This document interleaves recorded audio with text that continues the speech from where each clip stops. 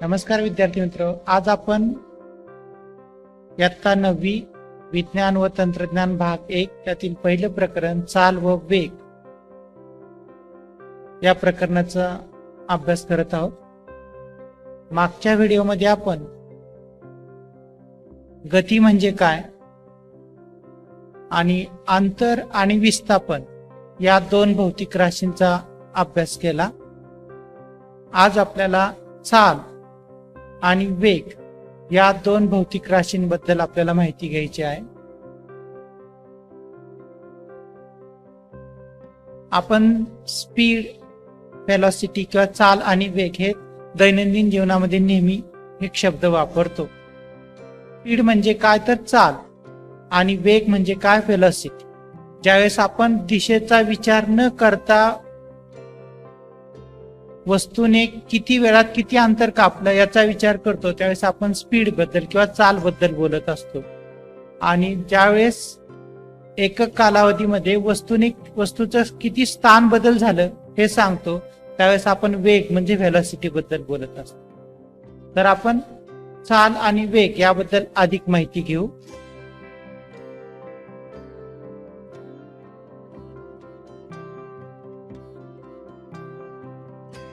बघा, या ठिकाणी एका चेंडूने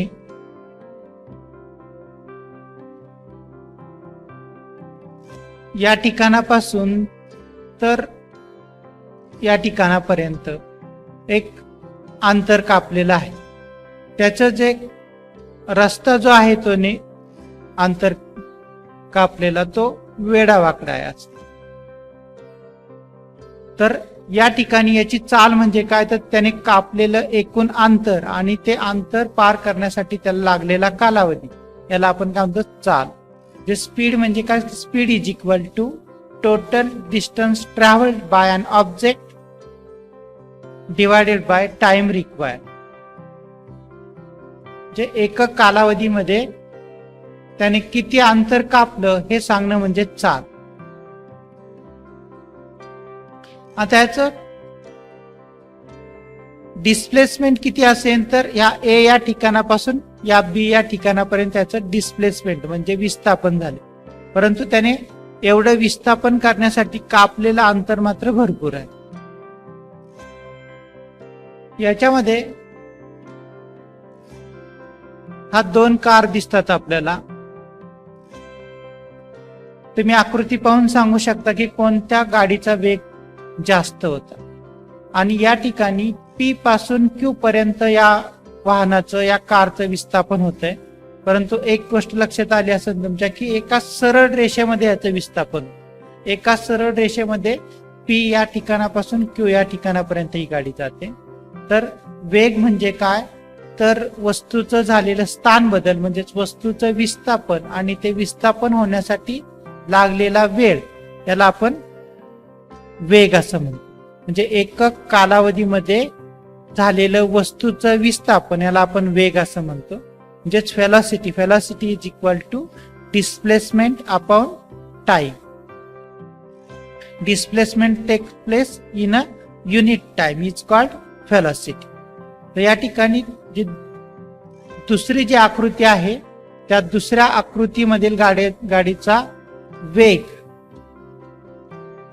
हा जास्त आहे आणि पहिल्या आकृतीमध्ये गाडीचा वेग काय आहे, कमी. तर याप्रमाणे तुम्हाला चाल आणि वेग या दोन्ही राशींमधला फरक कळलेला असेल.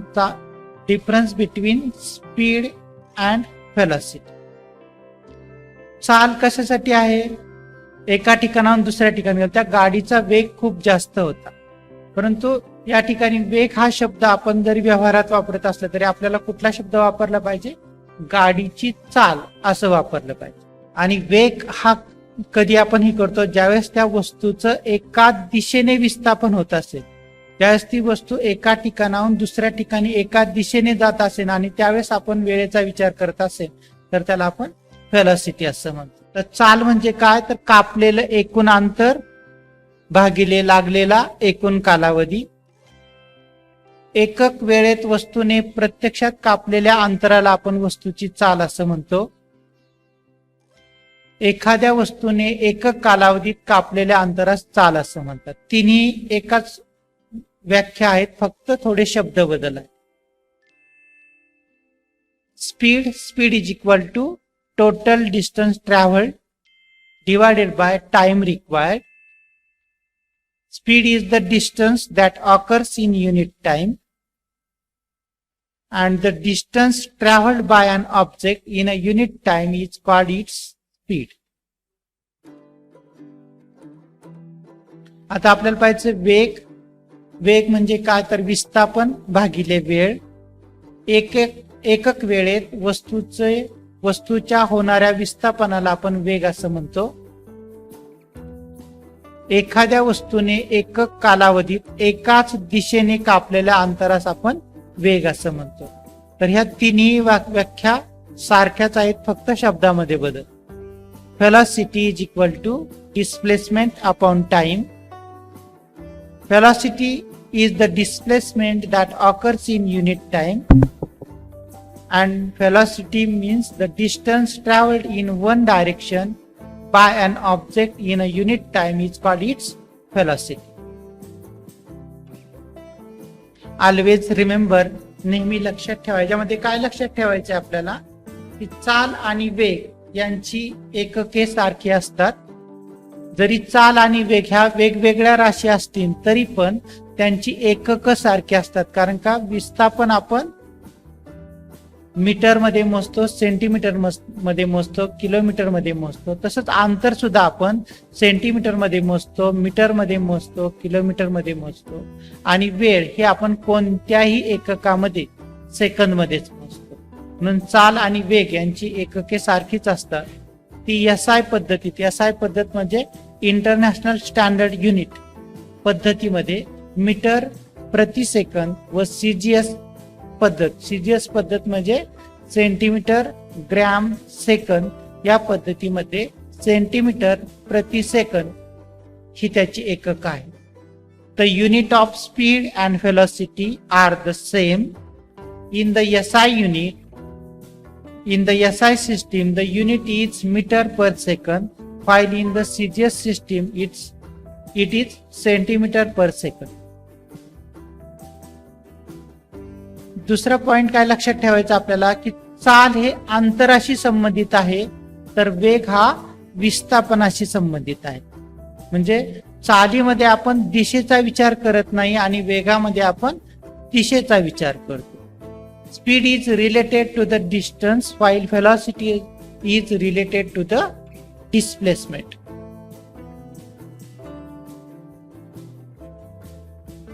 गती सरळ रेषेत असेल तर चाल आणि वेग यांचे मूल्य सारखेच असते, अन्यथा ते वेगवेगळे असू शकते. मी तुम्हाला सांगितलं की चाल ही दिशेशी संबंधित नाहीये आणि वेग हा दिशेशी संबंधित आहे. परंतु जर दोन्ही एकाच दिशेने जात असतील, जर त्यांची गती जर सरळ रेषा असेल, म्हणजे दिशा जर एकच असेल, तर चाल आणि वेग यांचं मूल्य सारखेच असतं, अन्यथा ते वेगवेगळं असतं. If the motion is along a straight line, the values of speed and velocity are the same, otherwise they can be different. आता आपल्याला पाहायचंय की चाल व दिशा यांचा वेगावरती होणारा परिणाम. Effect of speed and direction on velocity. एक उदाहरण पाहू आपण. Sachin is travelling on a motor bike. Explain what will happen in the following events during the Sachin ride. मग सचिन त्याच्या मोटरसायकलवर ट्रॅव्हल करतोय आणि वेगवेगळ्या परिस्थितीमध्ये गाडीचा वेग किंवा चाल याच्यामध्ये काय बदल होईल याचा आपल्याला विचार करायचा आहे. First event is what will be the effect on the velocity of the motorcycle if its speed increases or decreases but its direction remains unchange. म्हणजे काय होतं बघा, की ज्यावेळेस मोटरसायकल एका सरळ रेषेमध्ये जाईल, म्हणजे रस्ता आहे तो सरळ आहे, त्यावेळेस त्याच्या वेगामध्ये, त्याच्या त्याचं स्पीड जर आपण वाढवलं, स्पीड म्हणजे त्याची चाल जर वाढवली किंवा कमी केली तर त्याच्या वेगामध्ये काय बदल होईल.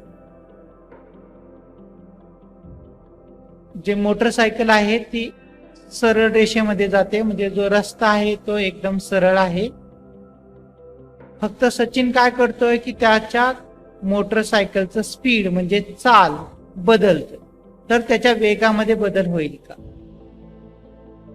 बघा, जर चाल बदलली तर वेग बदलणार आहे, म्हणजे याच्या वेगामध्ये सुद्धा बदल होईल.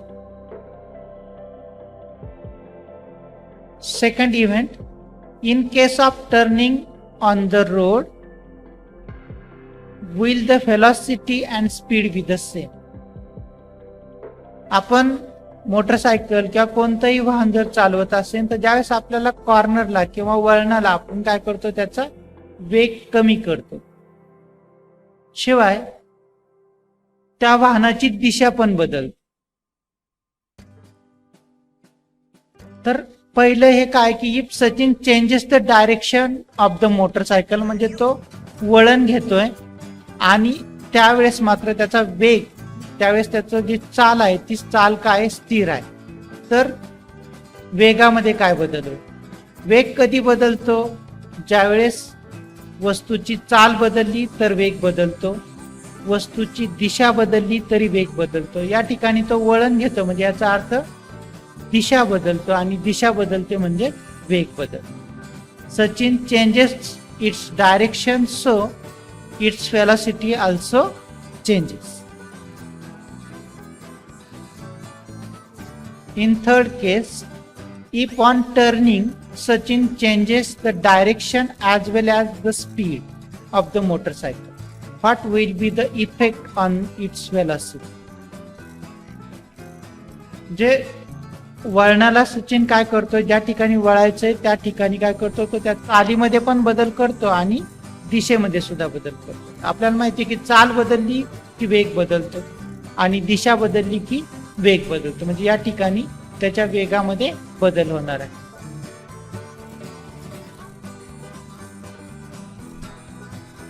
हा एक मोटरसायकल रेसिंगचा एक व्हिडिओ आहे. तर त्याच्यामध्ये तुम्ही पाहू शकता की ज्यावेळेस ते कधी कधी त्याचा वेग बदलतोय, व्हेलॉसिटी कोणत्या इव्हेंटला चेंज होते हे आपण पाहू शकता.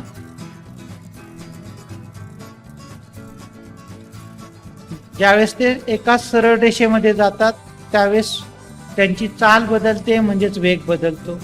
ज्यावेळेस ते टर्न घेतात वळणाला त्यावेळेस कॉन्स्टंट स्पीड जरी असेल तरी पण दिशा बदलते म्हणून वेग बदलतो, आणि काही ठिकाणी स्पीड पण कमी केलं जातं आणि दिशा पण बदलली जाते म्हणून त्याचा वेग बदलतो.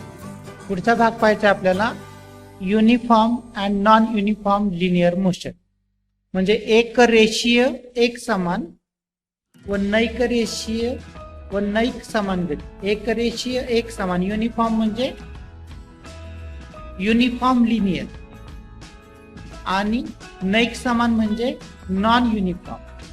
एक रेषीय एक समान व नैक समान गती.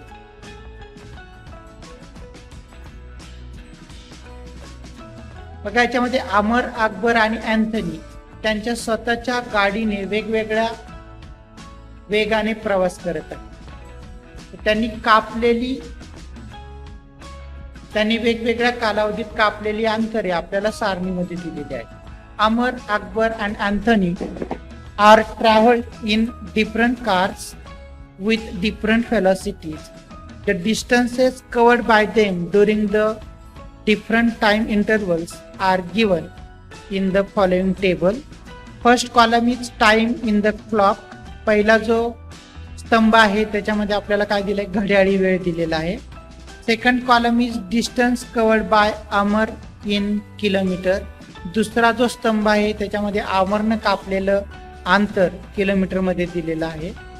आणि तिसरा जो स्तंभ आहे तो आहे distance covered by Akbar in kilometre. And fourth column is distance covered by Anthony in kilometre.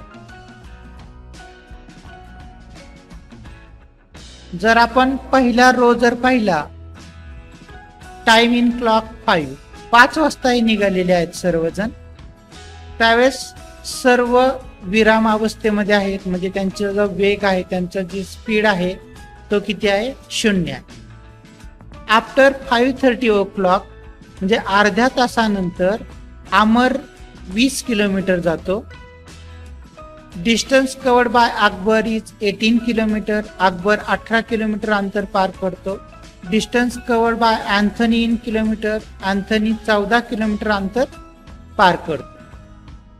म्हणजे पहिल्या 30 मिनिटांमध्ये त्यांनी कापलेली अंतर ही वेगवेगळी आहे. म्हणजे ह्यांचं तिघांचं स्पीड, चाल ही कशी आहे? वेगवेगळी आहे. इन फर्स्ट 30 मिनिट ते travels different distances in 30 minute. पुढच्या 30 मिनिटांमध्ये बघा काय होतंय? Distance covered by Amar in kilometre. पुढच्या 30 मिनिटांमध्ये म्हणजे 5 वाजल्यापासून ते 6 वाजेपर्यंत म्हणजे 1 तासामध्ये. आणि पुढच्या 30 मिनिटाच्या इंटरव्हल मध्ये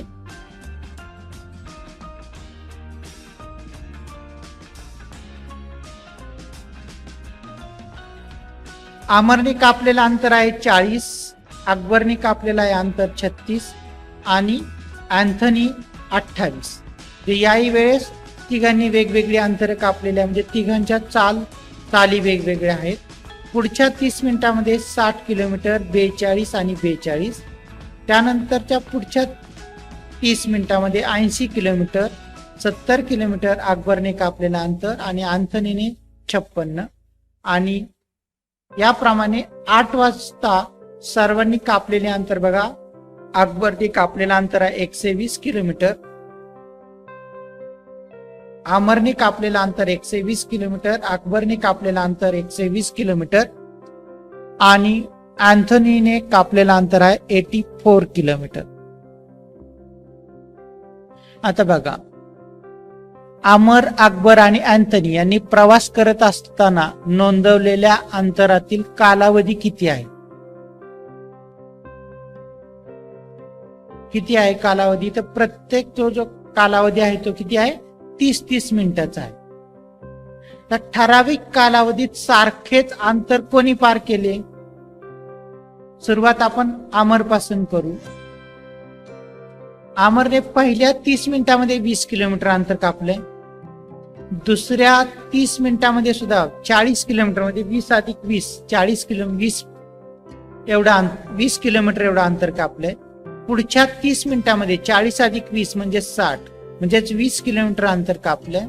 पुढच्या 30 मिनिटांमध्ये परत 20 किलोमीटर अंतर कापलंय आणि त्याच्या पुढच्या 30 मिनिटांमध्ये 20 किलोमीटर अंतर कापलंय. म्हणजे जो टाइम इंटरवल आहे तो टाइम इंटरवल कसा? टाइम इंटरवल मध्ये कापलेलं अंतर कसं आहे? सारखं आहे. म्हणजे समान कालावधीमध्ये कापलेलं अंतर हे समान आहे. आता अकबरचं काय झालंय तर पहिल्या 30 मिनिटांमध्ये तो 18 किलोमीटर अंतर कापतो. पुढच्या 30 किलोमीटर मध्ये परत 18 किलोमीटर अंतर कापतो आणि पुढच्या 30 मिनिटांमध्ये तो 4 आणि 2 6 किलोमीटरच फक्त अंतर कापतो. त्याच्या पुढच्या 30 मिनिटांमध्ये 70 मधून 42 वजा गेले तर 28 किलोमीटर एवढं अंतर कापतो आणि त्याच्या पुढच्या 30 मिनिटांमध्ये त्याने कापलेलं अंतर आहे 25 किलोमीटर आणि त्याच्या पुढच्या 30 किलोमीटर त्याने परत कापलेलं अंतर आहे 25 किलोमीटर. म्हणजे तो समान कालावधीमध्ये समान अंतर कापत नाही. त्याचप्रमाणे अँथनीचं सुद्धा आहे. त्याने पहिल्या 30 मिनिटांमध्ये 14 किलोमीटर, दुसऱ्या 30 मिनिटांमध्ये परत 14 दुनी 28 किलोमीटर, पुढच्या 30 मिनिटांमध्ये 14 त्रिक 42 म्हणजे परत 14 किलोमीटर. नंतर इथं 14 चौक 56 म्हणजे याने सुद्धा अँथनीने सुद्धा समान कालावधीमध्ये कापलेलं अंतर काय समान आहे. प्रत्येक 30 मिनिटाच्या कालावधीमध्ये तो 14 किलोमीटर एवढं अंतर कापतो.